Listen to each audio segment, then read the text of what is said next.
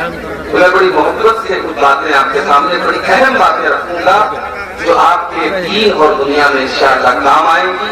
کوئی فضول بات، کوئی ادھر ادھر کی بات آپ کے سامنے نہیں ہوگی. جو بات ہوگی قرآن و حدیث کی روشنی میں ہوگی اور صحیح واقعات کی روشنی میں ہوگی انشاءاللہ. یہ اہل حدیث کا اسٹیج ہے. اس اسٹیج کی ایک حرمت ہوتی ہے، ایک وقار ہوتا ہے، ایک سمان ہوتا ہے. اس سمان کو ہمیشہ قائم رکھنا چاہیے. ہمارے شاعر حضرات بھی آئے ہیں، میں ان سے بھی کہنا چاہوں گا بڑے ادب کے ساتھ، بڑی محبت کے ساتھ کہ آپ جب اہل حدیث کے اسٹیج پر کوئی نعت بھی پڑھے تو نعت بھی آپ کی بالکل صحیح ہونی چاہیے. اس لیے کہ اللہ کے رسول کی محبت کے نام پر ہم کچھ بھی پڑھ دیں اس کی اجازت نہیں ہے. بلکہ میں کچھ شاعری کرتا ہوں، میں نے نعتیں بھی لکھی ہیں، غزل بھی لکھی ہیں. میرا اپنا یہ ماننا ہے کہ شاعری میں سب سے مشکل جو صنف ہے وہ نعت ہے. اس لیے کہ ایک طرف آپ کو اللہ کے پیارے نبی کی تعریف بھی کرنا ہے اور دوسری طرف آپ کو اس سیما کو اور اس حد کو بھی، اس کا بھی خیال کرنا ہے کہ کہیں ہم اس سیما کو کراس نہ کر جائیں اور اللہ کے رسول صلی اللہ علیہ وسلم کی تعریف میں ہم کوئی ایسی بات نہ بول دیں جو آپ کو اللہ کے مقام تک لے کے جاتی ہو. تو نعت پڑھتے وقت ہمارے شاعروں کو بھی بہت خیال رکھنا چاہیے اور جیسے کہ اوپر اسٹیج کے اوپر جو علماء بیٹھے ہوں وہ بھی نوٹ کریں اگر کوئی بات کسی شاعر کی زبان سے ایسی نکلی ہے جو ہمارے عقیدے سے ٹکراتی ہے، جو ہمارے منہج سے ٹکراتی ہے، تو اس کی وضاحت بھی فوراً موقع پر کرنا یہ بہت ضروری ہے. یہ اہل حدیث کے اسٹیج کی حاصل. بہرحال میں نے آپ کے سامنے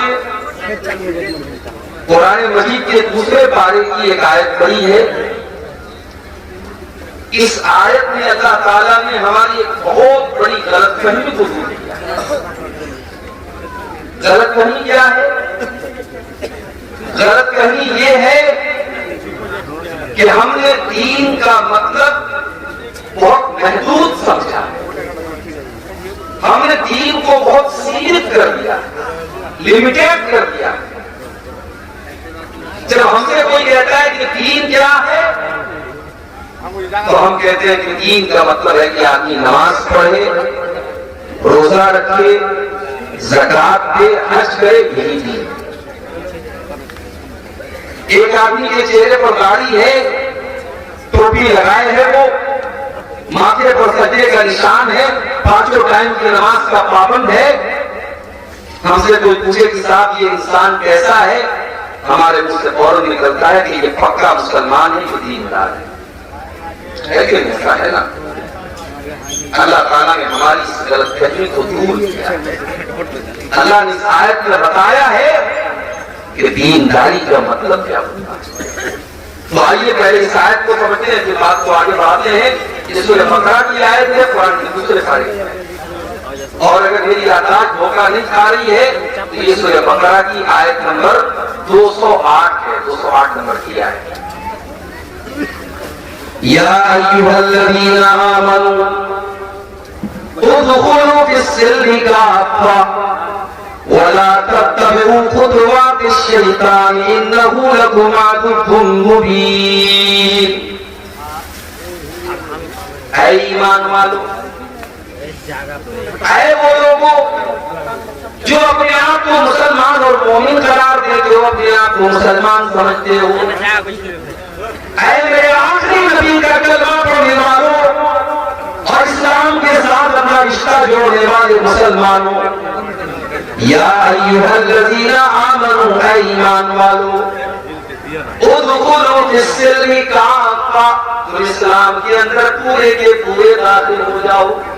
تم آدھے ادھورے مسلمان نہ بنو، تم صرف نماز پڑھنے والے مسلمان نہ بنو، تم صرف داڑھی رکھنے والے مسلمان نہ بنو، تم صرف شکل و صورت والے مسلمان نہ بنو. ادخلوا فی السلم کافۃ، تم اسلام کے اندر پورے کے پورے داخل ہو جاؤ.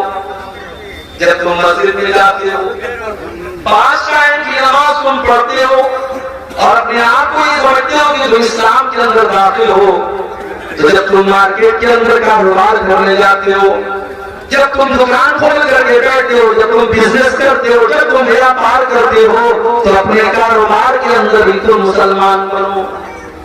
جب تم کسی کے ساتھ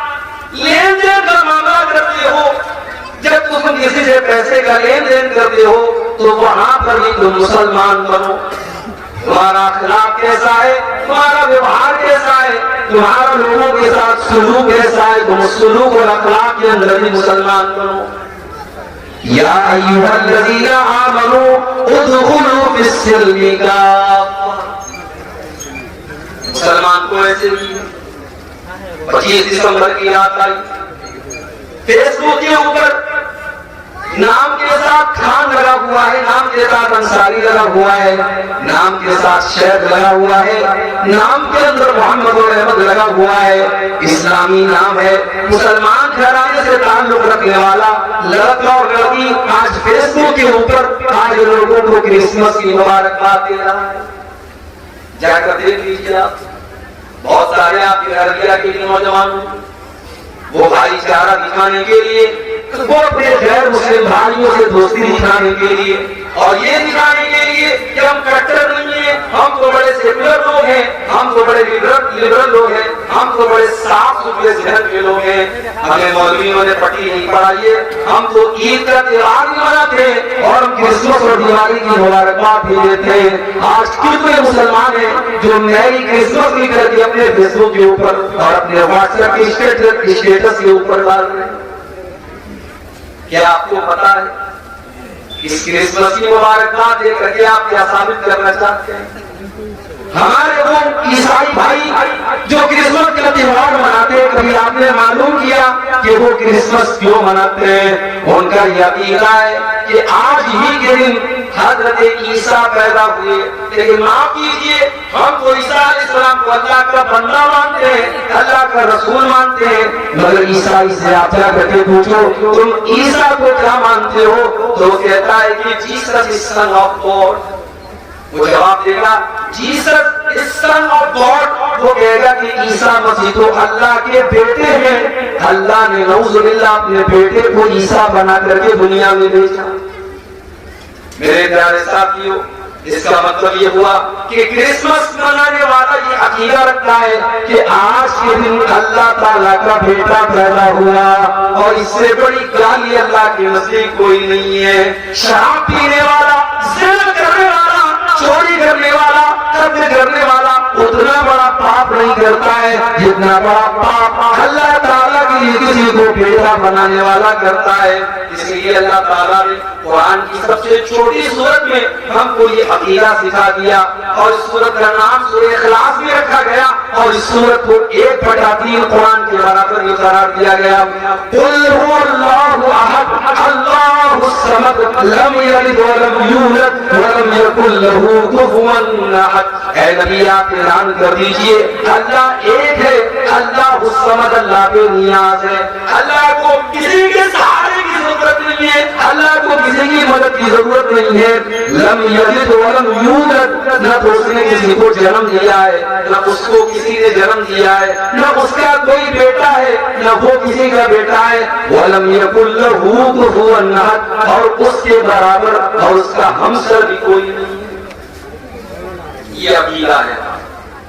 ہمارے 4 سال کے بچے کو سورہ اخلاص یاد ہوتا ہے, جو سورہ اخلاص کو یاد کرے گا اور سورہ اخلاص کا مطلب سمجھے گا, وہ کرسمس کے اوپر میری کرسمس نہیں لکھ سکتا, وہ کرسمس کی مبارکباد نہیں دے سکتا جس نے یہ عقیدہ بچپن سے پڑھا ہو. لم یلد ولم یولد, یہ اللہ کا کوئی بیٹا نہیں, اللہ کسی کا بیٹا نہیں, وہ کرسمس کی مبارکباد.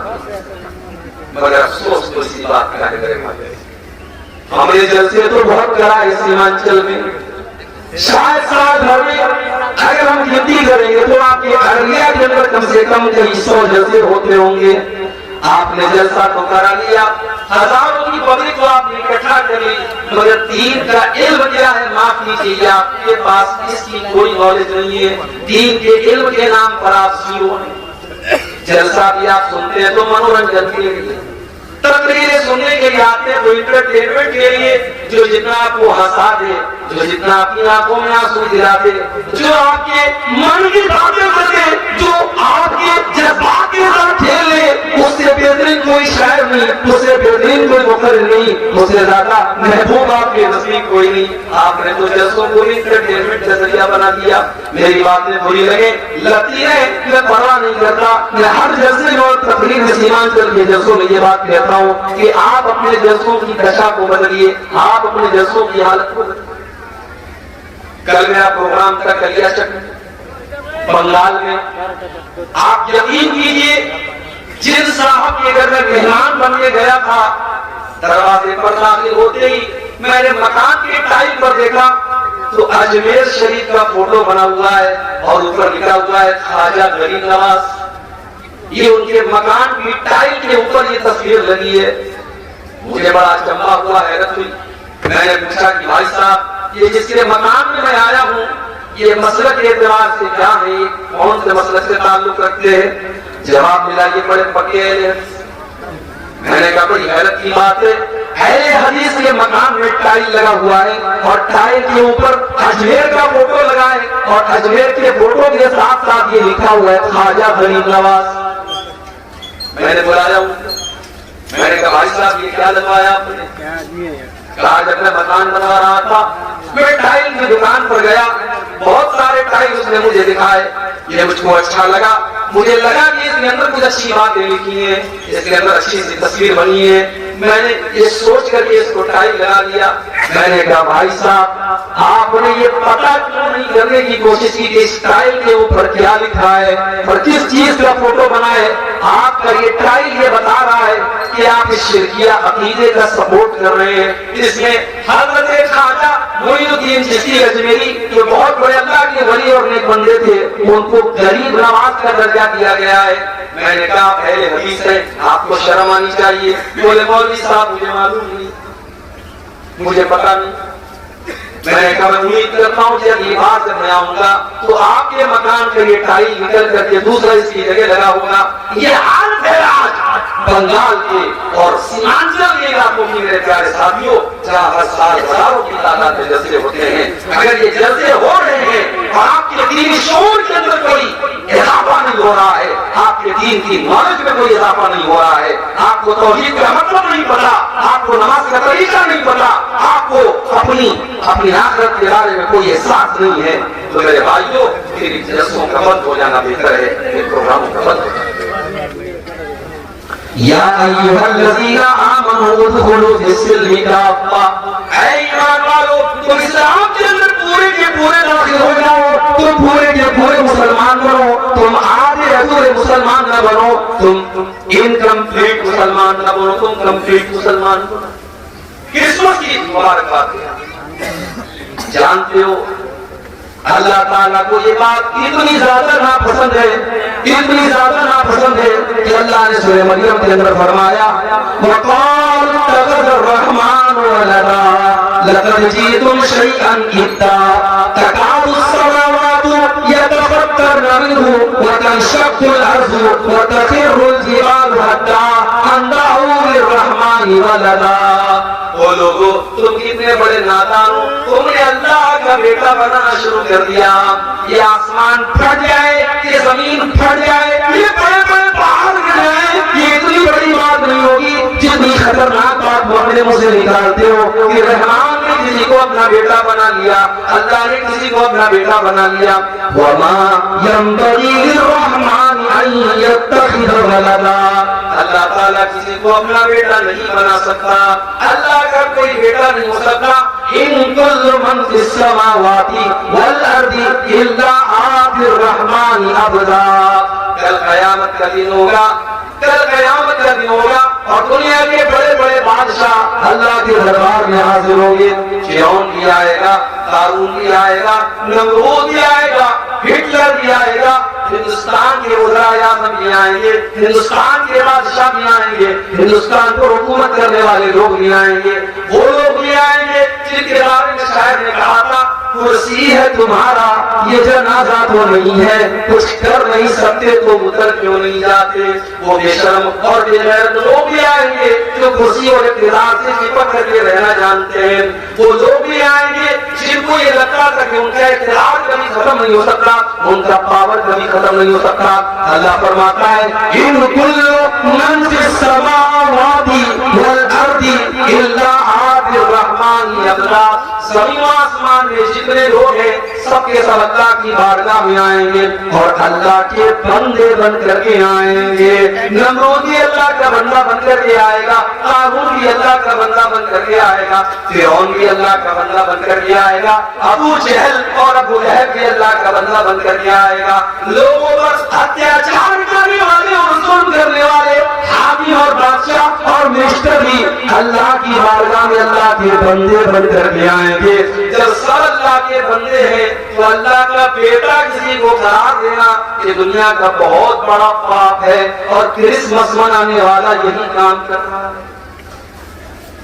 کرسمس منا رہا ہے ہمارا مسلمان، اسکول کے اندر بچہ پڑھ رہا ہے، وہاں ایک داڑھی رکھ کر کے لمبی ٹوپی لگا کر کے ایک انسان آتا ہے اور وہ بچوں کو ٹافی بانٹتا ہے۔ وہ کرسمس کے موقع پر، وہ عیسیٰ مسیح کی پیدائش کی خوشی کے موقع پر لوگوں کو ٹافی بانٹتا ہے، اور مسلمانوں کے بچے بھی کانوینٹ اسکولوں میں جا کر کے وہ ٹافی کلیکٹ کرتے ہیں، وہ چیزیں سیکھتے ہیں۔ یہی نہیں، اسکولوں کے اندر فنکشن ہوتا ہے، ڈرامہ ہوتا ہے، اور وہاں پر مسلمان بچے بھی یہ کرسمس کا پورا ڈرامہ منا رہے ہیں۔ میرے پیارے ساتھیوں، میں پھر سے آپ کو قرآن کی دوسری باریک روایت یاد دلا رہا ہوں۔ یا ایھا الذین آمنوا ادخلوا فی السلم کافہ، اے ایمان والو تم اسلام کے اندر پورے کے پورے داخل ہو جاؤ۔ ابھی تو 25 دسمبر کی رات ختم ہوئی، 4-5 دن کے بعد 31st کی نائٹ آئے، 31 دسمبر کی رات آئے گی۔ سال بھر میں جتنی شراب نہیں پی جاتی اتنی اس ایک رات میں پی جاتی ہے۔ سال بھر میں جتنا زنا نہیں ہوتا اس ایک رات میں ہوتا ہے۔ سال بھر میں جتنا ناچ گانا نہیں ہوتا اس ایک رات میں ہوتا ہے۔ آپ کے پورنیا میں، آپ کے ارریا میں، آپ کے فاربس نگر میں، آپ کے کٹیہار میں، آپ کے پٹنہ میں، آپ کے تمام بڑے بڑے شہروں میں جو 5 اسٹار ہوٹل ہیں وہاں پروگرام ہوتے ہیں، وہاں ناچنے والی نچنیا کو بلایا جاتا ہے، وہاں ڈانس کرنے والی ڈانسر کو بلایا جاتا ہے، اور آپ کو جان کر کے حیرت ہوگی 20-20 ہزار کے ٹکٹ وہاں پر ہوتے ہیں، اور ہمارا مسلمان نوجوان ٹکٹ کی لائن میں لگ کر یہ وہ ٹکٹ خریدتا ہے اور ہیپی نیو ایئر کا جشن منانے جاتا ہے۔ وَزَعَمْتُمْ وَنَصَارَىٰ تُتَّخِذُونَ هُنُودًا، یہ مسلمان ہے جنہیں دیکھ کے شرمائیں یہود۔ ارے ہمارا تو اسلامی کیلنڈر محرم کے مہینے سے شروع ہوتا ہے، ہمارا اسلامی کیلنڈر محرم کے مہینے سے شروع ہوتا ہے، اور ہمیں تو محرم کے مہینے میں بھی نیا سال منانے کی اجازت نہیں دی گئی، ہمیں تو وہاں پر بھی نیا سال منانے کی کوئی رسم نہیں نبھانا ہے۔ یہ کیلنڈر تو ہمارا کیلنڈر بھی نہیں ہے، بیگانے کی شادی میں عبداللہ دیوانہ، ہم انگریزی کیلنڈر کا نیا سال کا جشن منا رہے ہیں، ہم ہیپی نیو ایئر لکھ رہے ہیں، ہم فیس بک کے اوپر لوگوں کو مبارکباد دے رہے ہیں، ہم واٹس ایپ کے اوپر لوگوں کو مبارکباد دے رہے ہیں، جبکہ یہ مبارکباد کا ٹائم نہیں۔ اگر آپ کی زندگی سے سن 2022 ختم ہو رہا ہے اور سن 2023 شروع ہو رہا ہے تو یہ کوئی خوشی کی بات نہیں ہے، یہ تو سوچنے کی بات ہے، یہ تو رونے کا مقام ہے، یہ تو غور کرنے کا مقام ہے کہ آپ تو اپنی زندگی کے 1 سال کو آپ نے اور گنوا دیا، آپ تو اپنی موت سے قدم اور قریب ہو گئے، آپ کی زندگی کی کتاب سے ایک ورق اللہ تعالیٰ نے اور نکال دیا، اور آپ کی زندگی کی اینٹ سے ایک اور زندگی کی عمارت سے ایک اینٹ اور گر گئی۔ ہونا تو یہ چاہیے تھا آپ اپنا جائزہ لیتے، آپ اپنے گریبان میں جھانک دے اور سوچے کہ 2022 میں نماز نہیں پڑھتا تھا، چلو 2023 شروع ہو رہا ہے، نیا سال شروع ہو رہا ہے، اے اللہ میں تجھ سے وعدہ کرتا ہوں کہ اس نئے سال میں 5 ٹائم کی نماز پڑھوں گا۔ آپ قرآن نہیں پڑھتے تھے، ہونا تو یہ چاہیے تھا سال پلٹ رہا ہے تو آپ اپنی اس کمی کو دور کرتے، آپ اپنی زبان سے گالی نکالتے تھے، آپ اللہ سے وعدہ کریں اے اللہ سن 2023 شروع ہو رہا ہے، اے اللہ میں وعدہ کرتا ہوں کہ اب میں اپنی زبان کو گالی سے بچاؤں گا، میں گٹکا کھاتا تھا، میں نشہ کرتا تھا، اے اللہ میں اپنی جان کے اوپر ظلم کیا کرتا تھا، اے اللہ 1 سال اور میری زندگی کا جا رہا ہے اور ایک نیا سال میری زندگی میں آ رہا ہے، اے اللہ میں تجھ سے وعدہ کرتا ہوں کہ اب میں نشے کو چھوڑ دوں گا، میں گٹکا کھانا چھوڑ دوں گا، میں حرام کام کرنا چھوڑ دوں گا۔ ہونا تو یہ چاہیے تھا کہ اپنی کمیوں کو تلاش کرتے، اپنی کوتاہیوں کو تلاش کرتے اور اپنی کمیوں پر کنٹرول پاتے، مگر الٹا معاملہ ہے، یا تو شراب پی کر کے اور ڈانس کر کے اور ناچ گانا کر کے نئے سال کا جشن منایا جائے۔ میرے نوجوان ساتھیوں، یہ جوانی آپ کو بڑی قیمتی ملی ہے، اللہ کی قسم جوانی کے اندر جو کر سکتے ہیں آپ وہ بڑھاپے میں نہیں کر پائیں گے۔ اسی لیے اللہ کے نبی فرماتے ہیں کل قیامت کے دن جب سورج ایک میل کی دوری پر ہوگا اور ساری کائنات گرمی سے بےحال ہوگی، اللہ تعالیٰ اپنے کچھ خوش نصیب بندوں کو اپنے عرش کا سایہ دے گا۔ ان خوش نصیب بندوں میں انسان کو بھی ہوگا وہ شاپ نشا کی عبادت اللہ، وہ نوجوان جس نے اپنی جوانی کو اللہ کی عبادت میں گزارا ہوگا، جس کی جوانی ہے اس نے نماز کی پابندی کی ہوگی۔ آج کتنے لوگ ہیں کروڑوں کے مالک ہیں، کروڑوں کے مالک ہیں مگر حج نہیں کرتے۔ مجھے صاحب حج کیوں نہیں کرتے؟ کہتے ہیں یار ابھی لڑکی کی شادی کرنا ہے، ابھی مکان بنانا ہے، ابھی یہ کرنا ہے وہ کرنا ہے۔ میرے پیارے ساتھیوں، یہ کہاں لکھا ہے کہ سارے کام نپٹا کر کے آپ حج کرنے جائیں؟ آپ کے پاس اگر مال ہے، پیسہ ہے، دولت ہے تو آپ کے اوپر حج فرض ہو چکا ہے۔ اللہ تعالیٰ کے یہاں آپ یہ کہہ کر کے اپنا دامن نہیں بچا پائیں گے ہماری تو بیٹی کی شادی نہیں ہوئی تھی، ہمارا تو مکان نہیں بنا تھا، ہمارا تو یہ کام نہیں ہوا تھا۔ اگر آپ کے پاس اتنا مال ہے کہ آپ اللہ کے گھر کا حج کر سکتے ہیں تو زندگی میں حج کرنا فرض ہے۔ جتنا ممکن ہو، جتنا جلدی ممکن ہو اتنا جلدی حج کرنا۔ زندگی اور موت کا کوئی بھروسہ نہیں رہتا۔ بیچارہ کورونا پریشان تھا، ابھی وہ آ کر کے گیا تھا، فٹ بال کا اتنا بڑا ورلڈ کپ میچ ہوا، لاکھوں کروڑوں لوگوں نے میچ دیکھا، کورونا نہیں تھا۔ سنڈے کو فٹ بال کا فائنل میچ تھا، سنڈے تک کورونا نہیں تھا، اس سے کورونا شروع ہو گیا۔ اور اب بھارت میں بھی جو خبریں آ رہی ہیں، اللہ بس ہم سب کی حفاظت کرے۔ لوگوں کی خبر پچھلے لاک ڈاؤن میں آج بھی ٹوٹ چکی ہے، اللہ کسی اور لاک ڈاؤن سے ہم سب کی حفاظت کرے میرے بھائیوں۔ لیکن حالات یہ ہیں کہ کورونا پھر سے لوٹ گیا۔ ایک ایسے دور میں ہم اور آپ زندگی گزار رہے ہیں جہاں زندگی اور موت کا کوئی بھروسہ نہیں۔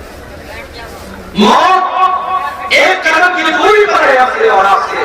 کب آپ کی بائک کا بیلنس ہو جائے، کب آپ کی کار کا ایکسیلیٹر کام کرنا بند کر دے، کب آپ کی کار کا بریک فیل ہو جائے، کب آپ کے ساتھ میں حادثہ ہو جائے، کب کون سی بیماری آئے اور آپ کو آپ کا کام سے بند کر دے۔ میرے پیارے ساتھیوں، انسان کی زندگی پانی کا بلبلا ہے، اللہ تعالیٰ کا فیصلہ آتا ہے اور انسان دنیا سے چلا جاتا ہے۔ بڑے بڑے طاقت والے لوگوں کی طاقت ختم ہو جاتی ہے، جن کی دولت پر ان کو بڑا ناز تھا، جن کو اپنی طاقت پر بڑا ناز تھا، جن کو اپنی پراپرٹی پر بڑا ناز تھا، جیسے ان کا انتقال ہوتا ہے، ان کی موت ہوتی ہے، ان کی سانسیں اکڑتی ہیں، سارا مال تو دوسروں کا ہو جاتا ہے، ساری پراپرٹی جو دوسروں کی ہو جاتی ہے اور اپنے ساتھ کو ایک پیسہ بھی قبر میں لے کر نہیں جا سکتا۔ برانڈیڈ کرنے والے اور برانڈیڈ کپڑا پہننے والے بھی مرنے کے بعد ان کا کپڑا ان کے کمرے میں پڑا ہے اور کوئی ان کے کپڑے کو پہننے والا نہیں ہے۔ اپنی فور ویلر گاڑی میں، اپنی فارچونر گاڑی میں سارے گاؤں میں اپنی دھاک جمع کر کے چلنے والا جب انتقال ہو جاتا ہے، جب موت ہو جاتی ہے تو چار لوگوں کے جنازے، چار لوگوں کے کندھے پر اس کا جنازہ جاتا ہے۔ اتنا بے بس ہو جاتا ہے، اتنا کمزور ہو جاتا ہے کہ چار لوگوں کے سہارے وہ قبرستان جاتا ہے، وہ اپنے پیروں سے چل کر کے قبرستان بھی نہیں جا سکتا۔ قبرستان پہنچتا ہے، جنازے کی نماز ہوتی ہے، اس کو قبر میں اتارا جاتا ہے، اس کا بیٹا رو رہا ہے، اس کی بیوی رو رہی ہے، اس کے گھر والے رو رہے ہیں، مگر کوئی یہ کہنے کو تیار نہیں ہے۔ بیٹا ایک بار بھی نہیں کہتا ہے مجھے اپنے ابا سے بڑی محبت تھی، میرے ابا کی باڈی کو رہنے دو۔ بیوی ایک بار بھی نہیں کہتی مجھے اپنے شوہر سے بہت پیار ہے، میرے شوہر کی ڈیڈ باڈی کو رہنے دو۔ 24 گھنٹے سے زیادہ کوئی اس کی ڈیڈ باڈی کو رکھنے کے لیے تیار نہیں ہے۔ کوئی رکھتا ہے کیا؟ 24 گھنٹے سے زیادہ کوئی ڈیڈ باڈی کو رکھنے کے لیے تیار نہیں ہے۔ اتنا بے ویلو ہے، اتنا ویلو لیس ہے انسان، اس کی اوقات تب پتہ چلتی ہے اس کو موت۔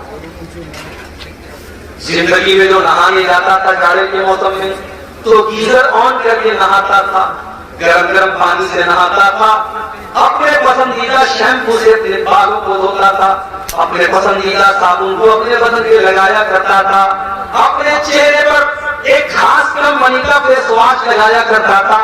آج اتنا بے بس اور کمزور ہو چکا ہے، آج مر چکا ہے، اور آج وہ یہ بھی نہیں کہہ سکتا کہ یہ مجھے نہلانے والے، میں تو گرم پانی سے نہایا کرتا تھا، تو مجھے ٹھنڈے پانی سے کیوں نہلا رہا ہے؟ میں تو ڈب صابن سے نہایا کرتا تھا، تو صابن بھی نہیں استعمال کر رہا ہے، میں تو فلاں کمپنی کا شیمپو لگایا کرتا تھا، تو مجھے وہ شیمپو کیوں نہیں لگا رہا ہے؟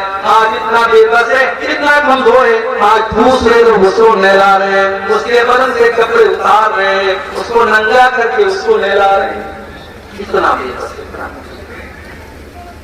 اس کے پیٹ میں کوئی گندگی ہے تو غسل کرنے والا اس کے پیٹ کو دبا کر کے اس کے پیٹ کی گندگی کو نکال رہا ہے۔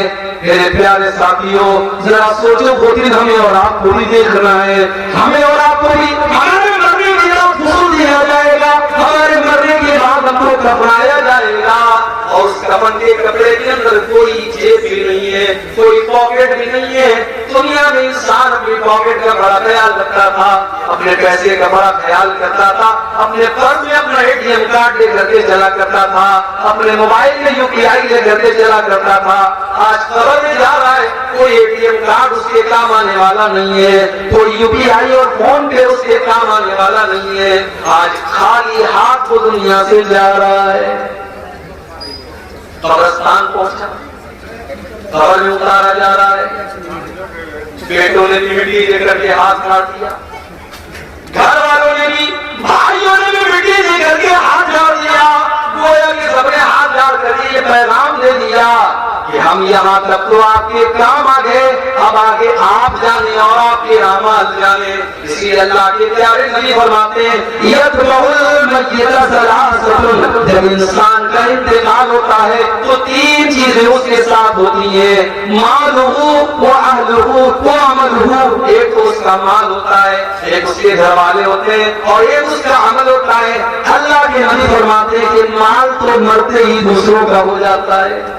آئے آئے، یہ سود بیاج کا دھندا کرتا تھا، یہ رشوت کھاتا تھا، یہ حرام خوری کرتا تھا، یہ مال ہڑپنے کے چکر میں رہتا تھا، لیکن آج جیسے ہی اس کا انتقال ہوتا ہے اس کا مال تو دوسروں کا ہو جاتا ہے، یہ اپنے ساتھ ایک پیسہ بھی لے کے نہیں جاتا ہے۔ وہ حرام کا اور سود و بیاج کا کام کرنے والوں، ایک پیسہ بھی اپنے ساتھ آپ لے کر کے نہیں جائیں گے، کیوں اپنے بچوں کے پیٹ میں حرام کی کمائی ڈال رہے ہو؟ اللہ کے نبی فرماتے ہیں کل لحم نبت من سوت فالنار اولی بہ، جس بدن کی پرورش حرام کمائی سے کی جائے وہ بدن جہنم کی آگ میں جائے گا۔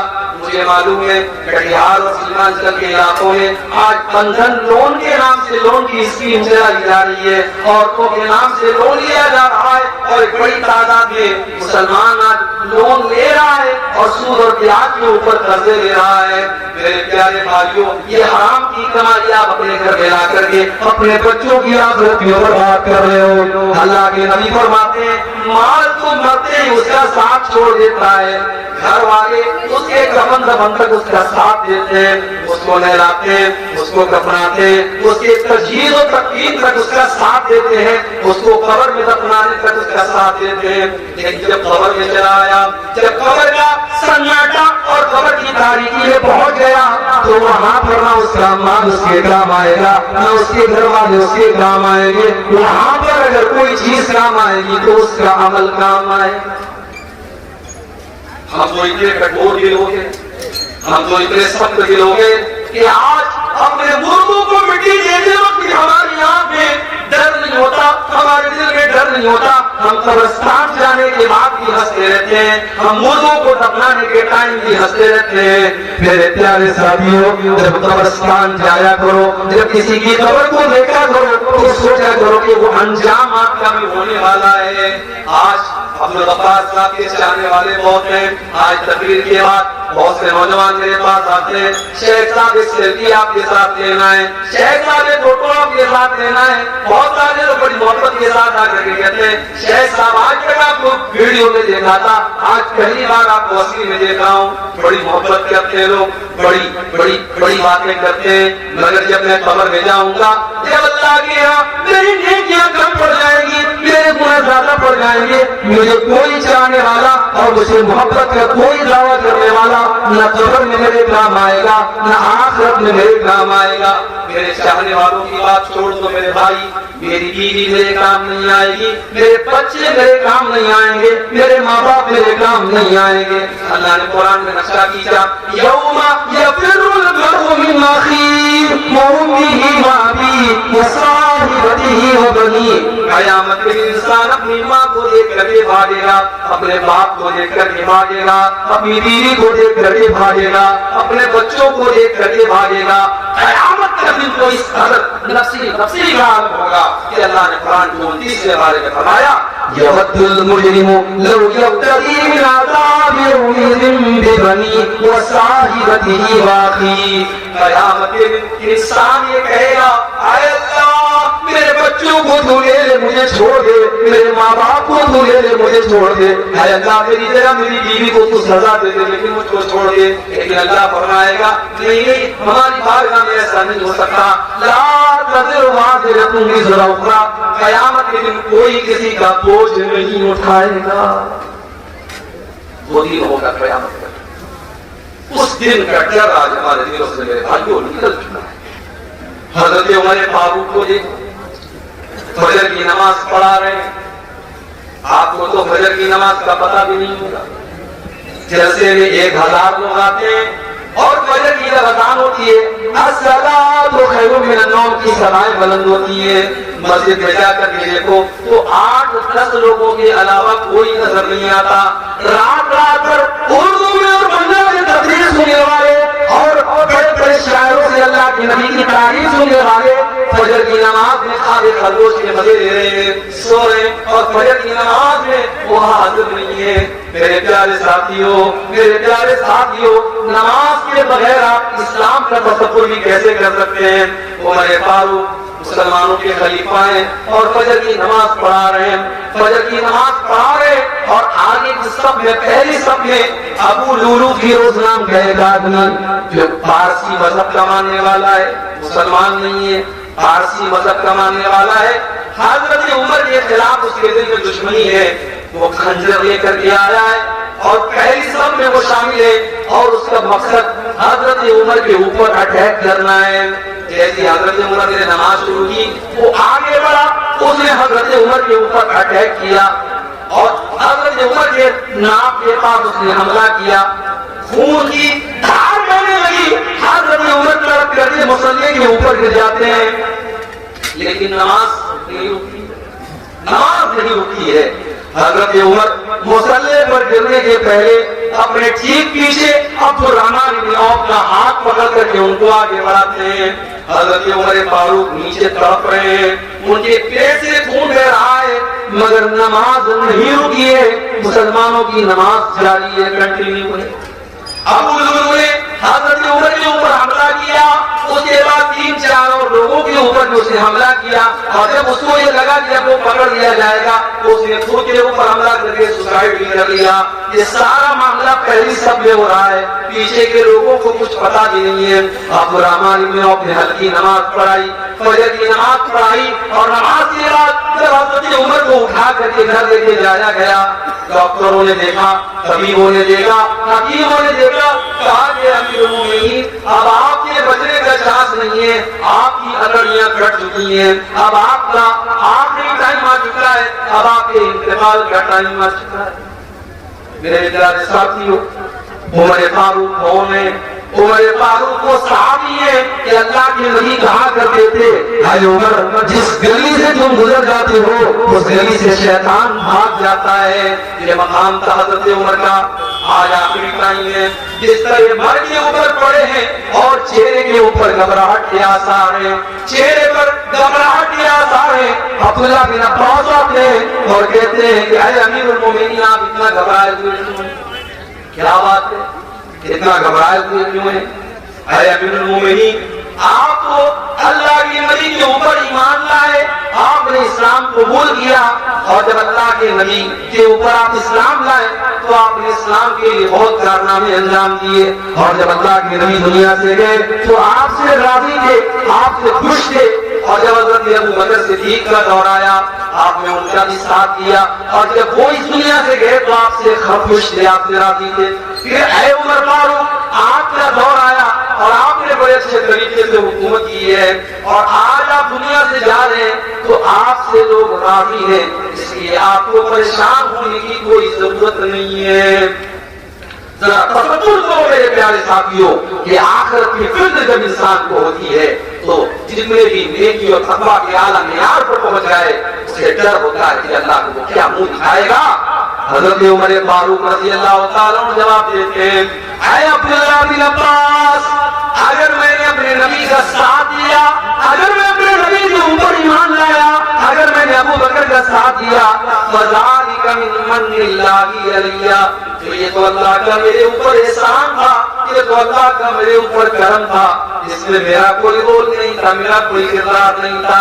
اے عبداللہ مجھے ڈر ہے تو اسی بات کا ڈر ہے جب میرا دور حکومت آیا پتہ نہیں میرے کون سے فیصلے ایسے رہے ہوں گے جو اللہ کو پسند آئے ہوں گے، اور کون سے ایسے فیصلے رہے ہوں گے جو اللہ کو ناپسند رہے ہوں گے۔ اے عبداللہ تم میری بات کرتے ہو، لو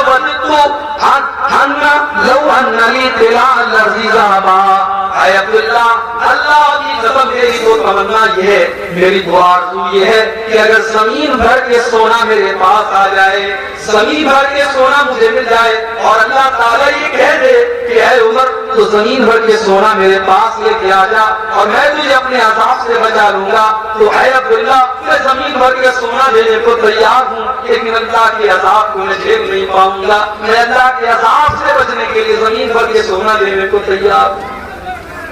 میرے پیارے ساتھیوں، عمر فاروق کو تو اپنی آخرت کی اتنی فکر ہے اور ہمیں اپنی آخرت کی کوئی فکر نہیں ہے۔ آج مکان بنوانے کے لیے ہم کتنے پریشان ہیں، آج اپنے بچوں کا فیوچر بنانے کے لیے ہم کتنے پریشان ہیں، لیکن ان بچوں کی آخرت بنانے کے لیے ہمیں کوئی چنتا نہیں ہے۔ اللہ نے قرآن میں فرمایا، یا ایھا الذین آمنوا قوا انفسکم واہلیکم نارا، اے ایمان والو اپنے آپ کو اور اپنے گھر والوں کو جہنم کی آگ سے بچاؤ۔ انسان کو اپنی فیملی سے پیار ہوتا ہے، انسان کو اپنے بچوں سے پیار ہوتا ہے۔ بچے کی عمر کٹ جائے باپ بے چین ہو جاتا ہے، بچوں کو کھروٹ آ جائے ماں کی آنکھوں سے آنسو نکل جاتے ہیں۔ اللہ فرما رہا ہے، اے ایمان والو تمہیں اپنے پریوار سے اتنی محبت ہے، اپنی فیملی سے اتنی محبت ہے، اپنے بال بچوں سے اتنی محبت ہے، یا ایھا الذین آمنوا قوا انفسکم واہلیکم نارا، اے ایمان والو اپنے آپ اور اپنے گھر والوں کو جہنم کی آگ سے بچاؤ۔ ہماری لڑکیاں جوان ہو گئی، ہم نے ان کو دنیا کی تعلیم دے دی، گریجویٹ بنا دیا، انٹر پاس کرا دیا، بہت ضروری ہے۔ میں دنیا کی تعلیم کا بھی قائل ہوں، آپ کے سیمانچل کے علاقے میں مسلمان آج دنیا کی تعلیم میں بھی پیچھے ہیں۔ آپ دنیا کی تعلیم اپنے بچوں کو دلاؤ، ایجوکیشن بہت ضروری ہے، تعلیم بہت ضروری ہے، شکشا بہت ضروری ہے، آپ اپنے بچوں کو دنیا کی تعلیم دلاؤ۔ مگر ایک مشورہ میں دے کے جاتا ہوں، آپ کو اچھا لگے تو عمل کر لینا، اچھا نہ لگے تو کوئی بات نہیں ہے۔ میں نے ممبئی کے اندر بھی دیکھا، میں نے کلکتہ کے اندر بھی دیکھا، میں نے بنگلور کے اندر بھی دیکھا کہ بڑے بڑے کروڑ پتی باپ کے بچے جو اسکول میں پڑھ رہے ہیں، ظاہر اسکولوں کا اپنا سلیبس ہوتا ہے، اسکول میں بچہ انگریزی پڑھ رہا ہے، ہندی پڑھ رہا ہے، مراٹھی پڑھ رہا ہے، سائنس پڑھ رہا ہے، میتھ پڑھ رہا ہے، سب کچھ پڑھ رہا ہے، مگر وہاں بچے کو قرآن پڑھانے والا کوئی نہیں ہے، اسکول میں بچے کو اللہ کے بارے میں بتانے والا کوئی نہیں ہے، رسول کے بارے میں بتانے والا کوئی نہیں ہے۔ میں نے بمبئی کے اندر دیکھا، میں نے بنگلور کے اندر دیکھا، میں نے مدراس کے اندر دیکھا کہ مسجدوں کے اندر چھوٹے چھوٹے مکتب چل رہے ہیں، مولوی صاحب جو مسجد میں امامت کراتے ہیں ان کی امامت کی تنخواہ اگر 10,000 روپے دی جاتی ہے، آپ کے سیمانچل میں جانتا ہوں مسجدوں کے اماموں کی تنخواہیں بہت معمولی ہوتی ہیں، لیکن بڑے بڑے شہروں میں جہاں 10-15 ہزار روپے امام کی تنخواہ دی جاتی ہے،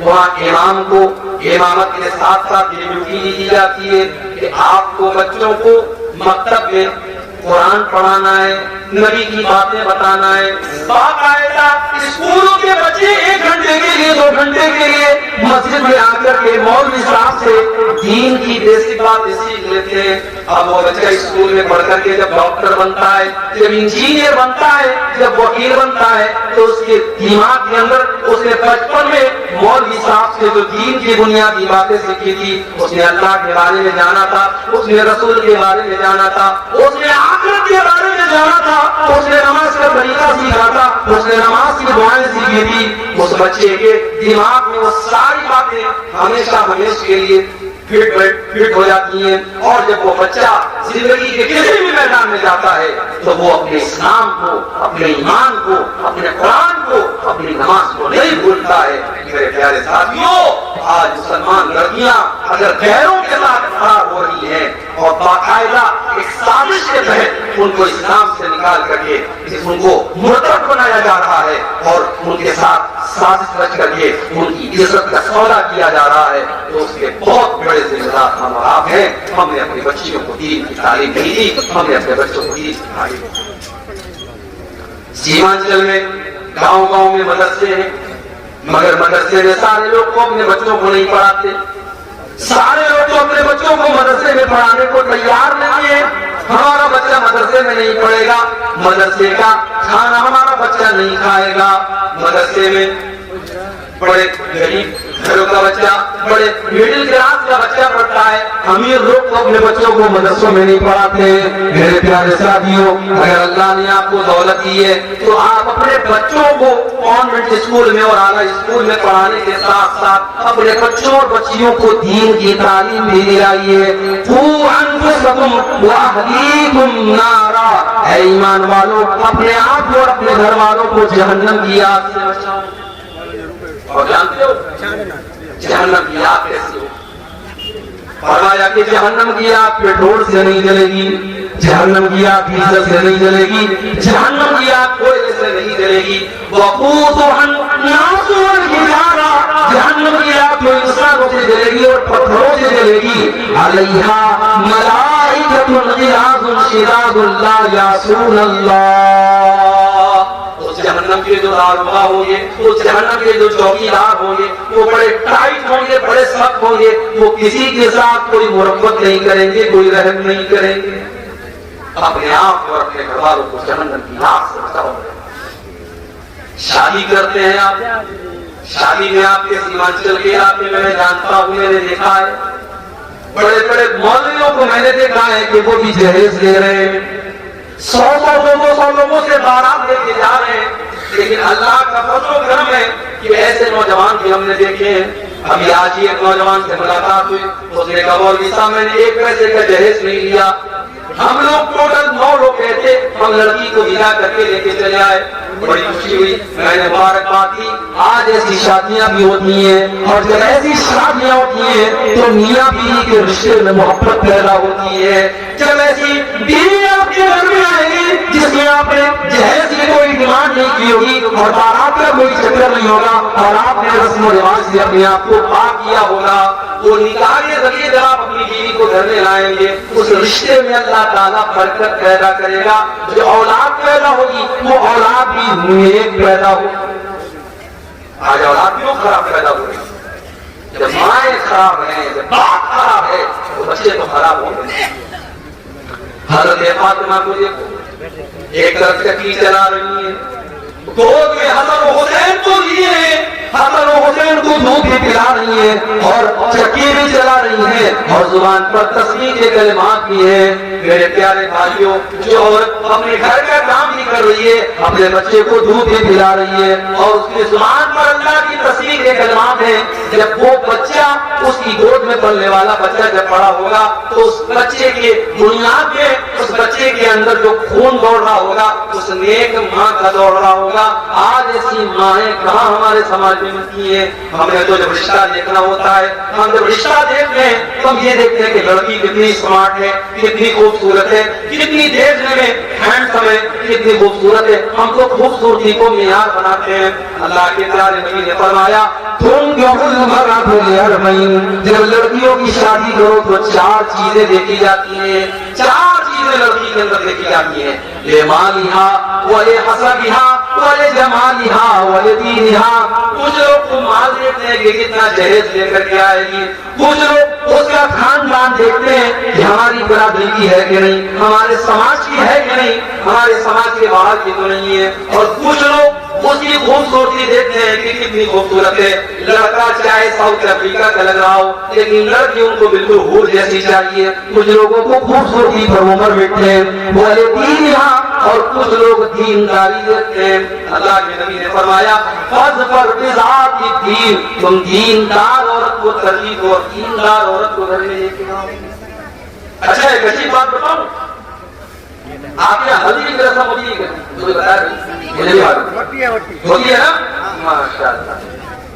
ہلدی کی رسم میں کیا ہوتا ہے, ہلدی لگائی جاتی ہے. اب تو باقاعدہ بڑے بڑے فنکشن ہوتے ہیں شادی کے 2 دن پہلے ہلدی کے نام سے. اس میں بہت سارے گھر کی عورتیں جو ہوتی ہیں وہ ہلدی کے رنگ کا کپڑا پہنتی ہیں, پیلے رنگ کا کپڑا پہنتی ہیں, اور کھانا پینا ہوتا ہے, پورا فنکشن ہوتا ہے, اس کو کہتے ہیں ہلدی کی رسم. اور یہ رسم کون منا رہا ہے؟ مسلمان منا رہا ہے. اور مسلمان میں بھی کون سا مسلمان جس کا یہ دعویٰ ہے کہ وہ قرآن و حدیث پہ چلتا ہے, جو سینے پر ہاتھ مارتا ہے, جو برابر رفع دین کرتا ہے, جو آمین زور سے بولتا ہے, اور جو کہتا ہے کہ صاحب ہم پکے ہیں, اس کے گھر بھی ہلدی ہے. جاؤ گوگل کے پر ٹائپ کرو, ہندی میں ٹائپ کرو, ہندی تو آتی ہے آپ لوگ, ہندی میں ٹائپ کرو ہلدی کی پرمپرا کہاں سے شروع ہے, بس اتنا ٹائپ کرو تو گوگل پہ. ہلدی کی پرمپرا ہمارے بھارت میں شروع ہوئی, یہ بھارتی پرمپرا ہے. اور ہندو سماج کے اندر ہلدی کو یہ مانا جاتا ہے کہ اگر آپ نے ہلدی لگائی ہے تو آپ کو نظر نہیں لگے. سماج کے اندر, گھر کے اندر خصوصیت نہیں آئے گی, نظر نہیں لگے گی. اس پرپس کے ساتھ اور اس ادیش کے ساتھ ہلدی لگائی جاتی ہے. اور آج ہمارا مسلمان بھی اپنے شادی بیاہ پر ہلدی لگاتا ہے. کیا آپ نے اللہ کے نبی کی وہ حدیث نہیں پڑھی, من تشبہ بقوم فہو منہم, جو کسی قوم کی نقل کرے گا وہ انہی میں سے ہوگا, انہی میں سے ہوگا. اور آگے بڑھیے, شادی کے موقع پر لڑکا جب اپنی سسرال جاتا ہے تو اس کی جوان جوان سالیاں اس کا راستہ روک لیتی ہیں. جوان جوان سالیاں اس کے جوتے چورا لیتی ہیں, اور جب تک وہ جوتا کی چورائی نہ دے دے, وہ دروازے کی چھٹائی نہ دے دے, تب تک وہ اپنی بیوی کو رخصت کر کے لے کے نہیں جا سکتا. میرے پیارے ساتھیوں, یہ سارے کام ہوتے ہیں. اور شادی کے کارڈ میں لکھا جاتا ہے نکاح مسنون. وہ لوگوں, اس نکاح کے اندر ہم نے کچھ بھی مسنون نہیں رکھا. اس نکاح کے اندر کوئی بھی کام ہم نے سنت کے مطابق نہیں رکھا. بس ایک کام سنت کے مطابق ہو رہا ہے, مولوی صاحب آتے ہیں نکاح پڑھاتے ہیں, بس یہی کام سنت کے مطابق ہو رہا ہے.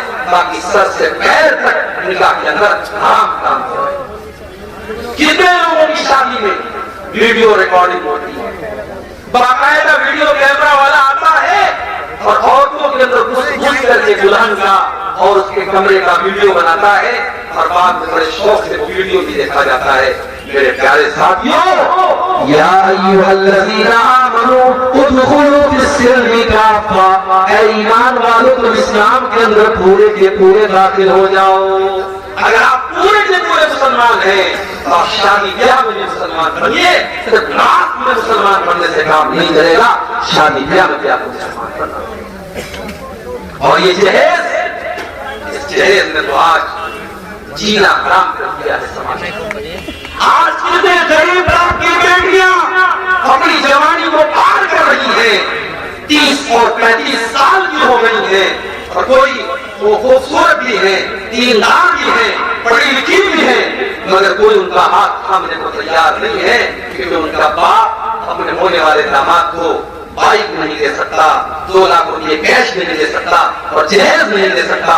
میرے پیارے ساتھیوں، اس جہیز کی رسم نے آج کتنے غریبوں کی بیٹیوں کو اپنے قدم حرام راستے کی طرف لے کے جانے پر مجبور کیا ہے، اور کتنی جوان بیٹیوں کی جوانی ختم ہوئی، اور کتنے گھروں میں بدکاری ہو گئی، اور کتنے باپوں نے خودکشی کر لی اور بیٹیوں نے خودکشی کر لی، مگر ہماری آنکھیں نہیں کھلتی اور ہم اس رسم سے پیچھا چھوڑانے کو تیار نہیں ہے۔ یہ لالچ بھرا ہوا ہے دل کے اندر، اور نکاح کے ذریعے ہم یہ چاہتے ہیں کہ ہم اپنے بیٹے کا سودا کر لیں اور شادی کے ذریعے ہم پیسہ کما لیں۔ لڑکا جتنا کوالیفائڈ ہے اور لڑکے کے پاس اگر گورنمنٹ جاب ہے، سرکاری نوکری ہے، تو ان کے زیادہ جہیز کی ڈیمانڈ کی جا رہی ہے۔ میرے پیارے ساتھیوں، ہم نے اپنی حرکتوں سے بیٹی کو بوجھ بنا دیا ہے، بیٹی بوجھ بن گئی ہے۔ آج کسی کو 2 بیٹیاں ہوں اور تیسری بیٹی اس کو ہو جائے تو ہاسپٹل کی نرس بھی بڑا دھیرے سے آ کے کہتی ہے، صاحب آپ کو بیٹی، اس کو پتا ہے کہ اس کو کوئی خوشی نہیں ہوگی۔ ہاں، بیٹا اگر ہوا ہے تو ہاسپٹل کی نرس یہ آ کر کے کہے گی کہ ہمیں مٹھائی کھلائیے، ہمیں نذرانہ دیجیے، تو یہ بیٹا ہوا ہے تو کما کے لائے گا، اور بیٹی ہوئی ہے تو اس کو جہیز دینا پڑے گا۔ ہم نے بیٹیوں کو بوجھ بنا دیا ہے۔ میرے پیارے ساتھ، اللہ کی قسم، اگر یہ بیٹیاں بوجھ ہوگی تو اللہ اپنے نبی کو 4 بیٹیاں نہ دیتا۔ میرے نبی کو اللہ نے 4 بیٹیوں سے نوازا۔ سب سے بڑی بیٹی کا نام زینب تھا، ان کی شادی ابو العاصم بن ربیع سے ہوتی ہے۔ 2 نمبر کی بیٹی کا نام ام کلثوم ہے، ان کا نکاح حضرت عثمان غنی کے ساتھ ہوتا ہے۔ تیسری بیٹی کا نام رقیہ ہے، ان کا نکاح بھی حضرت عثمان غنی کے ساتھ ہوتا ہے۔ پہلے رقیہ کا نکاح ہوتا ہے، پھر ان کا انتقال ہو جاتا ہے، تب ام کلثوم کا نکاح ہوتا ہے۔ ایک آدمی کے نکاح میں 2 سگی بہنیں ایک ساتھ نہیں رہتی۔ ہاں، ایک بہن کا انتقال ہو جائے تو وہ اپنی ساری سے شادی کر سکتا ہے، لیکن ایک ساتھ 2 بہنوں سے شادی کرنا اسلام میں حرام ہے۔ اور چوتھی بیٹی اللہ کے نبی کی جو سب سے چھوٹی اور سب سے لاڈلی بیٹی ہے، اس کا نکاح ہوتا ہے حضرت فاطمہ کے ساتھ۔ اگر بیٹیاں کرم ہوتی اور بیٹیاں بوجھ ہوتی تو اللہ اپنے نبی کو 4 بیٹیاں نہ دیتا۔ میرے بھائیوں، اس جہیز کی رسم نے آج بیٹیوں کو بوجھ بنا۔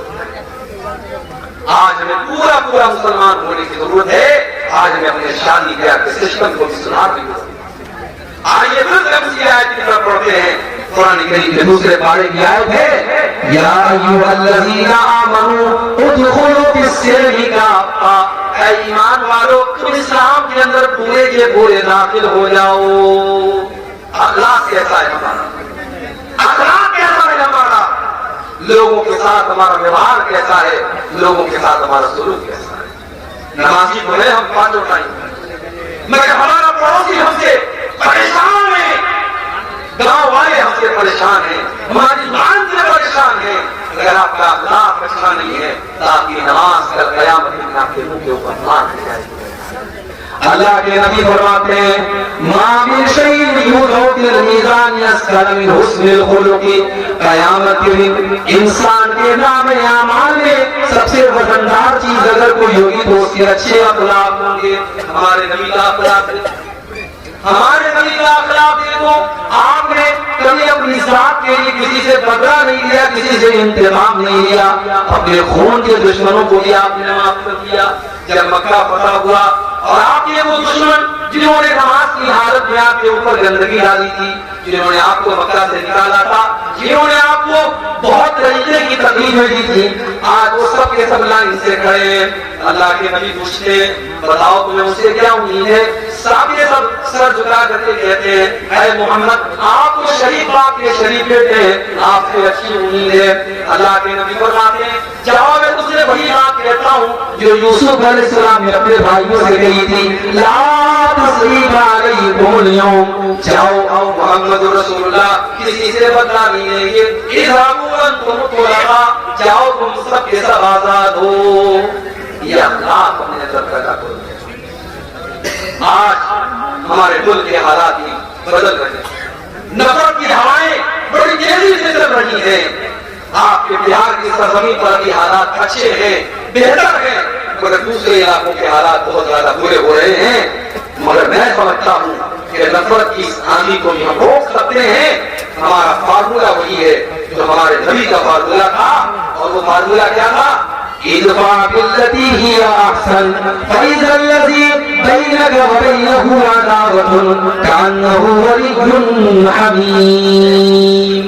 برائی کا بدلہ برائی سے دو، تمہارا کٹر دشمن بھی تمہارا جگری دوست بن جائے گا. میرے نبی کا حال یہ تھا کہ ظالم سے لیا ظلم کا بدلہ نہ کسی وقت، ظالم سے لیا ظلم کا بدلہ نہ کسی وقت، مارا بھی تو اخلاقی تلوار سے مارا. میرے نبی نے اپنے دشمنوں سے بھی بدلہ نہیں لیا، میرے نبی نے اپنے خون کے دشمنوں کو بھی معاف کر دیا. اپنے اخلاق کو بہتر بناؤ میرے پیارے ساتھیوں. اور جب بات اخلاق کی آئی ہے تو سب سے پہلے آپ کے اخلاق آپ کی بیوی کے ساتھ کیسے ہیں، آپ کے پریوار کے ساتھ کیسے ہیں، آپ کے بچوں کے ساتھ کیسے ہیں. آج تو حالات یہ ہیں کہ آدمی جب صبح سویا رہتا ہے تو بچہ اسکول جاتا ہے، اور جب رات کو گھر آتا ہے تو بچہ سو چکا ہوتا ہے. آج ماں باپ کے پاس اپنے بچوں کے لیے ٹائم نہیں، ماں الگ موبائل میں لگی ہے، باپ الگ موبائل میں لگا ہے، اور بچے الگ موبائل میں لگے ہیں. اپنے بچوں کی تربیت کے لیے ٹائم نکالو میرے بھائی. مہاراشٹر کے اندر ایک جگہ ہے شولا پور. ایک مرتبہ شولا پور میں پروگرام میں لے گیا، ایک صاحب کے گھر میں گیا. بڑے اچھے آدمی تھے، ایک آدمی تھے. انہوں نے کہا مولوی صاحب میں رات میں جب سوتا ہوں تو سورہ ملک پڑھ کے ضرور سوتا ہوں.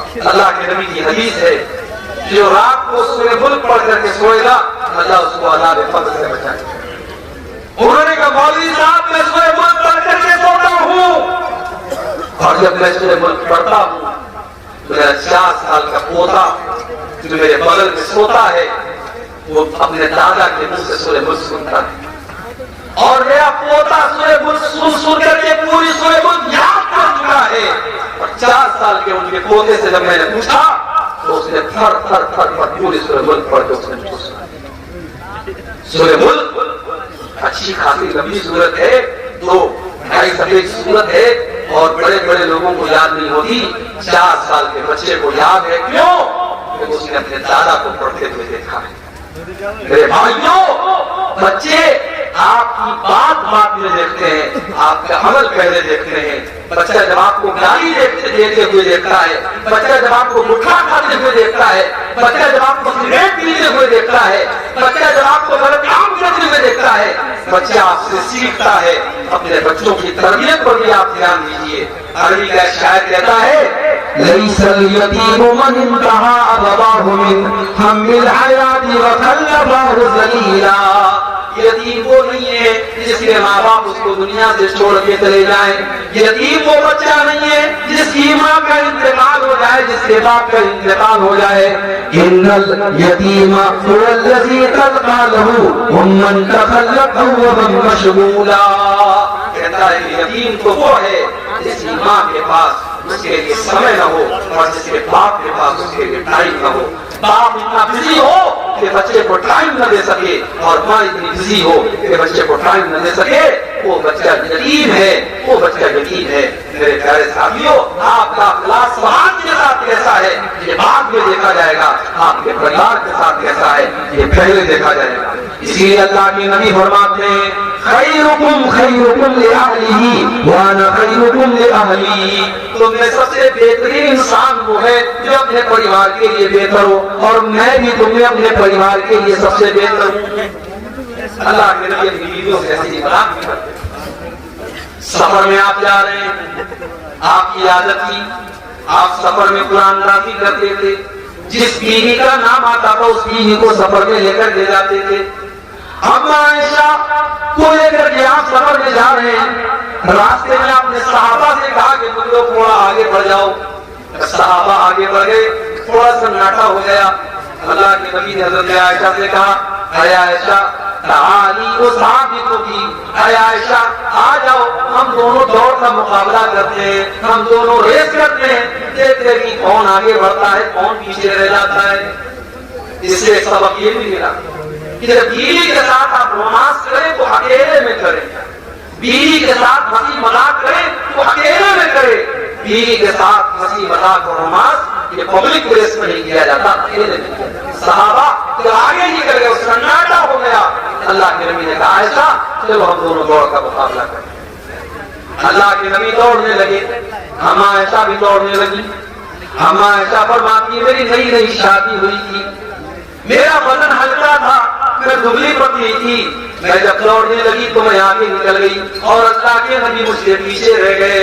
میں زور زور سے ہنسنے لگی اور اللہ کے نبی مجھے چڑھانے لگی کہ دیکھیے میں تو آپ سے آگے نکل گئی۔ اللہ کے پیارے نبی خاموش ہو گئے، کچھ نہیں کہا، کوئی بات نہیں۔ کچھ دنوں کے بعد ایک دوسرا سفر تھا اور اتفاق سے اس سفر میں اما عائشہ آپ کے ساتھ میں تھی اور آپ نے ایک جگہ موقع دیکھا، آپ نے صحابہ سے کہا تم لوگ آگے بڑھ جاؤ۔ صحابہ آگے بڑھ گئے، آپ نے فرمایا کہ اے عائشہ آ جاؤ، بہت دن ہو گئے ہم دونوں دوڑ کا مقابلہ کرتے ہیں۔ ہم عائشہ فرماتی ہیں اب کی مرتبہ جب میں دوڑنے لگی فلما بُلِنْتُ تو اب میں تھوڑی موٹی ہو گئی، میں تھوڑی موٹی ہو گئی تھی، میرا بدن تھوڑا موٹا ہو گیا تھا، اب میں دوڑنے میں کوئی سپیڈ نہیں تھی جو پہلے تھی میرے اندر۔ اس سے ایک سبب یہ بھی ملا جب آپ شادی کر کے اپنی بیوی کو لائیں تو اتنا پیار کریں، اتنی محبت کریں، اس کو اتنا ٹائم دیں، اس کے شوق اور ارمان کو اتنا پورا کریں کہ اس کی تندرستی اچھی ہو جائے، اس کی ہیلتھ اچھی ہو جائے۔ یہ کوئی اچھی بات نہیں ہے کہ آپ اپنی بیوی کو شادی کر کے لائیں اور اتنا کھٹا دیں کہ بیچاری کا وزن اور گھٹ جائے۔ نہیں، اس کو اتنی محبت ہو، اتنا پیار ہو کہ اس کا وزن بڑھ جائے اور اس کے اس کو اور خوشحالی اس کو نصیب ہو۔ اللہ کے نبی نے حضرت عائشہ کو اتنی محبت دی اور اتنا خوش رکھا کہ وہ کہتی ہے میں موٹی ہو گئی تھی اور اگلی مرتبہ جب میں دوڑنے لگی تو اس مرتبہ اللہ کے نبی آگے بڑھ گئے اور میں پیچھے رہ گئی۔ اللہ کے نبی مسکرانے لگے اور آپ نے فرمایا ہاذی دل کا اے عائشہ آج میں نے اس دن کا بدلہ لے لیا، اس دن تم آگے نکل گئی، آج میں آگے نکل گئی۔ یہ تھی اللہ کے نبی کی میریٹل لائف، آپ کی ویواہک زندگی، آپ کی شادی شدہ زندگی۔ آپ ایک اچھے شوہر بھی تھے میرے پیارے ساتھیوں، اگر آپ دیندار بننا چاہتے ہیں ایک اچھے شوہر بھی بنیے، ایک اچھے شوہر کے بنے بغیر آپ دیندار نہیں۔ ایسا نہیں ہے، اللہ کے نبی اپنی بیویوں سے ناراض بھی ہوتے تھے۔ ہم عائشہ کہنے لگی، ایک مرتبہ اللہ کے نبی ہم عائشہ سے کہنے لگے کہ اے عائشہ مجھے پتہ چل جاتا ہے تم کب مجھ سے خوش ہوتی ہو اور تم کب مجھ سے ناراض ہوتی ہو۔ کہا اللہ کے نبی کیسے پتہ چل جاتا ہے آپ کو؟ کہا اے عائشہ جب تم مجھ سے خوش ہوتی ہو تو جب تم قسم کھاتی ہو تو کہتی ہو وہ رب محمد کے رب کی قسم۔ جب تم مجھ سے خوش ہوتی ہو میرا نام لے کر کے کہتی ہو محمد کے رب کی قسم، اور جب مجھ سے ناراض ہوتی ہو تو کہتی ہو رب ابراہیم کے رب کی قسم۔ میں سمجھ جاتا ہوں کہ آج عائشہ مجھ سے ناراض ہے۔ ہم عائشہ نے مسکرا کر کے کہا اے اللہ کے نبی جب میں آپ سے ناراض ہوتی ہوں تبھی میں آپ کا نام چھوڑتی ہوں لیکن آپ کو نہیں چھوڑتی ہوں۔ آپ کی محبت میرے نزدیک کبھی نہیں نکلتی ہے، میں غصے کی حالت میں بھی آپ کا نام نہیں لیتی ہوں مگر آپ کی محبت میرے سینے میں موجود ہوتی ہے۔ میرے پیارے ساتھیوں یہ رشتہ تھا اللہ کے نبی کا اپنی بیویوں کے ساتھ، اسی لیے جب اللہ کے نبی سے پوچھا گیا ما حق زوجتی احدنا علی، اے اللہ کے نبی بیوی کا حق ہمارے اوپر کیا ہے؟ آج کوئی پوچھتا ہے؟ آج لوگ میرے پاس آ کے کہتے ہیں مولوی صاحب ہماری بیوی یہ نہیں کرتی، ہماری بیوی وہ نہیں کرتی، ذرا شوہر کے حقوق پر تقریر کر دیجیے۔ آج ایسے شوہر کو ملیں گے جو اپنے حقوق کے بارے میں پوچھیں گے، مگر یہاں بیوی کا حق کیا ہے ہمارے اوپر؟ یہ آ کر کے پوچھا صحابی نے اے اللہ کے نبی بیوی کا حق ہمارے اوپر کیا ہے ذرا آپ بتا دیجیے۔ اللہ کے نبی نے فرمایا انتو تیمہا اذا تریمتا وتقسوہا اذا تسیتا ولا تضرب الوجہ ولا تقبل ولا تحجر الا بالخیر۔ آپ نے فرمایا بیوی کا حق یہ کہ جو تم کھاؤ اپنی بیوی کو کھلاؤ، اچھا کھا رہے ہو تو بیوی کو اچھا دو۔ یہ نہیں ہونا چاہیے کہ بیوی کو بیچاری گھر میں دال کھا رہی ہے، ساگ سبزی کھا رہی ہے اور تم باہر ماंس مچھلی کھا رہے ہو۔ نہیں، جو تم کھا رہے ہو اپنی بیوی کو کھلاؤ۔ وَتَقْسُوهَا إِذَا اكْتَسَيْتَ، اور جیسا تم کپڑا پہنو اپنی بیوی کو بھی تم پہناؤ۔ جس معیار کا اور جس اسٹینڈرڈ کا کپڑا تم پہن رہے ہو اسی معیار کا اپنی بیوی کو پہناؤ۔ وَلَا تَضْرِبِ الْوَجْهَ، اور کبھی غصے میں اپنی بیوی کے چہرے پر تم کبھی ہاتھ مت اٹھانا، ولا تخفف، اور کبھی اس کو گالی گلوچ مت کرنا، ولا تعجل الا بالبیت، اور اگر بیوی سے غصہ ہو جاؤ، ناراضگی ہو جائے تو کبھی اس کو گھر کے باہر مت نکالو، گھر کے اندر کا معاملہ گھر کے اندر سلٹا لیا کرو، گھر کے اندر حل کر لیا کرو، یہ بیوی کا حق ہے شوہر کے۔ لیکن میری پیاری ماں و بہنوں، کچھ حق آپ کے اوپر بھی ہے شوہر کا، میں چاہتا ہوں کہ اس کو بھی آپ کے سامنے بتا دوں۔ اللہ کے نبی سے پوچھا گیا حی النساء خیر، اے اللہ کے نبی کون سی عورت سب سے اچھی ہے؟ آپ نے فرمایا التی تسرہ اذا نظر، جب شوہر دیکھے تو خوش ہو جائے، جلسے میں جا رہی ہے، سج کے جا رہی ہے، سنور کے جا رہی ہے، میک اپ کر کے جا رہی ہے، خوشبو لگا کے جا رہی ہے، جبکہ جلسے میں خوشبو لگا کر کے سج کر کے سنور کر کے جانا حرام ہے، حرام ہے۔ جب اسلام کی یہ تعلیم ہے کہ بیوی اور عورت اپنے پائل کی آواز کو بھی غیر مردوں تک نہ پہنچائے تو عورت کا خوشبو لگا کر کے جلسے اور تقریر میں جانا جائز کیسے ہو جائے گا؟ میری پیاری ماؤں بہنوں، اگر آپ شادی شدہ ہیں تو آپ کی زیب و زینت کا حقدار آپ کا شوہر ہے، آپ اپنے آپ کو مینٹین کر کے رکھیے، اپنے آپ کو مزین کر کے رکھیے، سجا کر کے رکھیے، سوار کر کے رکھیے، آپ کا شوہر آپ کو دیکھے تو خوش ہو جائے۔ اس کے بعد فرمایا وَتُطِيعُهُ إِذَا أَمَرَ، جب شوہر دیکھے تو خوش ہو جائے، اور جب شوہر کسی بات کا حکم دے تو بیوی اس کی بات مانے۔ آج کل کی بیویاں منواتی زیادہ ہیں اور مانتی کم ہے۔ وہ لطیفہ آپ نے سنا ہے نا، ایک آدمی گیا اور دیکھا کہ مسجد میں تہجد کی نماز ایک آدمی پڑھ رہا ہے۔ اس نے کہا بھائی صاحب آپ نے تہجد کی نماز آپ پڑھ رہے مسجد میں، کیسے آپ کی نیند کیسے کھلتی ہے؟ کہا کہ بھائی صاحب میں نے دوسری شادی کر لی، میری ایک شادی ہوئی تھی، میں نے دوسری شادی کر لی ہے، اور اس لیے میں تہجد کی نماز میں مسجد میں حاضر رہتا ہوں اور ڈیلی میں مسجد میں آ کر کے تہجد پڑھتا ہوں۔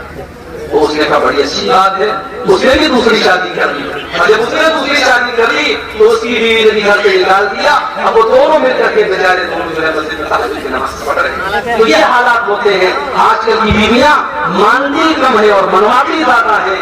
میری پیاری ماں بہنوں، شوہر یہ میاں بیوی کا جو رشتہ ہوتا ہے نا، یہ محبت کا رشتہ ہوتا ہے، قانون کا رشتہ نہیں ہوتا ہے۔ ایک مولوی صاحب کے پاس ایک آدمی آیا، تو اس نے کہا مولوی صاحب میری بیوی نے یہ کہا ہے کہ ساس سسر کی خدمت کرنا یہ قرآن اور حدیث میں کہاں لکھا ہے؟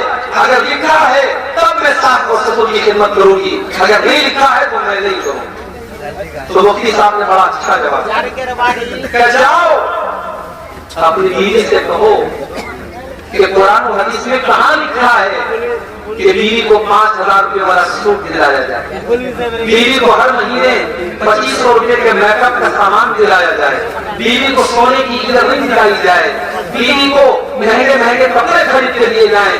کہا کہ جب قرآن حدیث میں یہ بھی لکھا ہے تو آج کے بعد بیوی کو بس جو معمولی کھانا کھا رہی ہے وہ کھائے گی، جو معمولی کپڑا پہن رہی ہے وہ پہنے گی، آج کے بعد اس کو کوئی شاپنگ نہیں کرانا ہے۔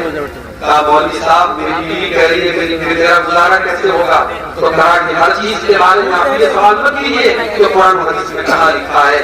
قرآن و حدیث میں یہ لکھا ہے کہ آپ کو اپنے شوہر کو خوش رکھنا ہے، اور شوہر کو خوش رکھنے کے لیے یہ ضروری ہے کہ آپ شوہر کے ماں باپ کو خوش رکھیے، اس لیے جہاں تک ہو سکے اپنے ساس اور سسر کی بھی خدمت کیجیے تاکہ آپ کا شوہر آپ سے خوش رہے۔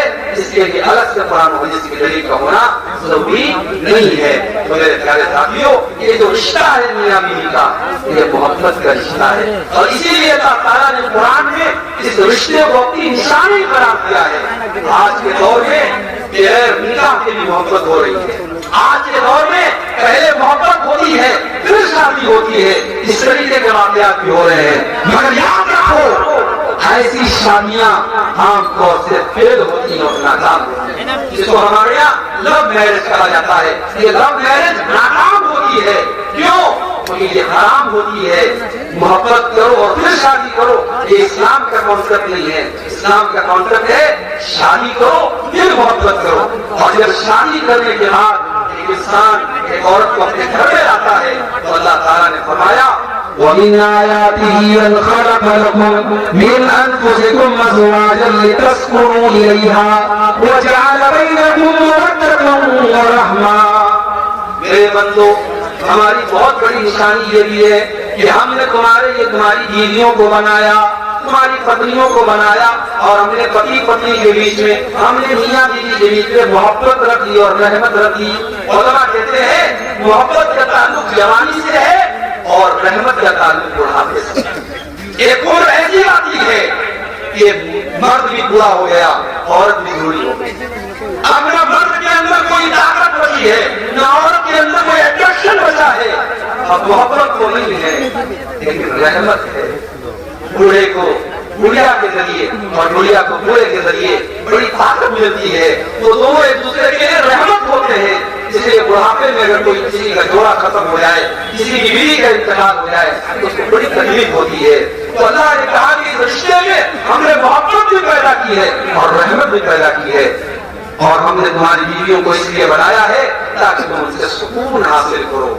تو میاں بیوی کے رشتے کو اللہ نے سکون کا ذریعہ بنایا ہے، اس لیے شوہر کو بیوی کے ذریعے سکون ملے اور بیوی کو شوہر کے ذریعے سکون ملے۔ اسی لیے اللہ نے قرآن میں فرمایا هن لباس لكم وانتم لباس لهن، شوہر اپنی بیوی کے لیے لباس ہے اور بیوی اپنے شوہر کے لیے لباس ہے۔ یہ شیروانی میں نے پہنی، دسمبر کا مہینہ ہے اس لیے شیروانی پہنی ہے، اگر یہ جلسہ مارچ اور اپریل میں ہوتا تو شاید یہ شیروانی نہ پہنتا۔ آدمی موسم کے حساب سے کپڑے پہنتا ہے۔ مرد عورت کے لیے لباس ہے، عورت مرد کے لیے لباس ہے۔ کیا مطلب یہ ہے کہ بیوی شوہر کو زمانے کی مصیبتوں سے بچاتی ہے، زمانے کی فتنوں سے بچاتی ہے، جس کی شادی ہو جاتی ہے اس کی نظریں محفوظ ہو جاتی ہے، اس کی شرمگاہ محفوظ ہو جاتی ہے، اور شوہر اپنی بیوی کو زمانے کی نظروں سے بچاتا ہے۔